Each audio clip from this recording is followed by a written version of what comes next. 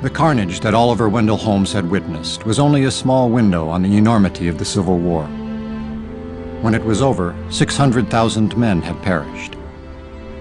But the Union held, and the Constitution, like the nation, was reborn.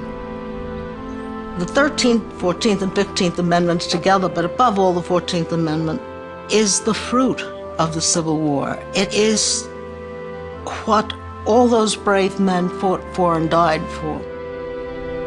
The 14th Amendment says the federal government is going to protect your citizenship even in your state. The federal government is going to protect you against your own state. No state shall make or enforce any law which shall abridge the privileges or immunities of citizens of the United States.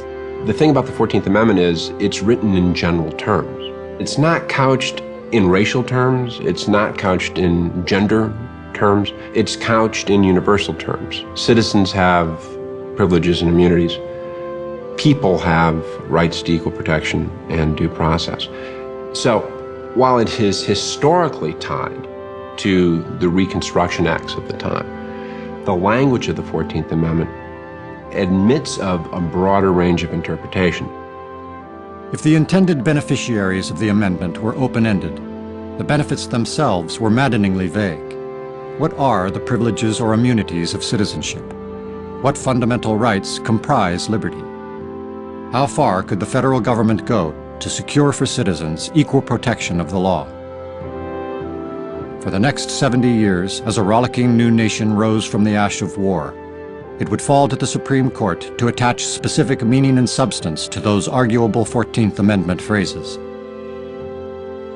The task would swell the influence of the court and invite remarkable judicial creativity. By the time the 14th Amendment was passed in 1868, the Supreme Court had a new home. It still didn't have its own building, but met in the old Senate chamber in the Capitol, where it conducted its business in the shadow of the forceful new post-war Congress. The 14th Amendment gave Congress explicit powers to enforce the rights of former slaves in even the most resistant rebel states. And the Republican-controlled Congress exercised those powers during Reconstruction, installing federal troops in the South, and passing laws that guaranteed blacks access to public education, the right to serve on juries, testify in court, and vote in elections. People began to sort of go about trying to make themselves into citizens with the backing of the federal government, they thought.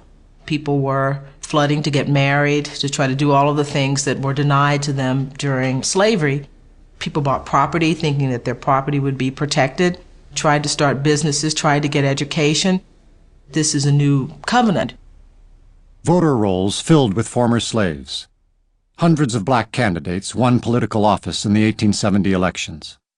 And when the white backlash in the South turned lethal, Congress made a show of strength, enacting legislation to protect blacks from Klansmen and other vigilante groups. In 1875, even as white resistance hardened and former Confederates began to take back power in the southern states, radical Republicans in Congress passed a sweeping Civil Rights Act.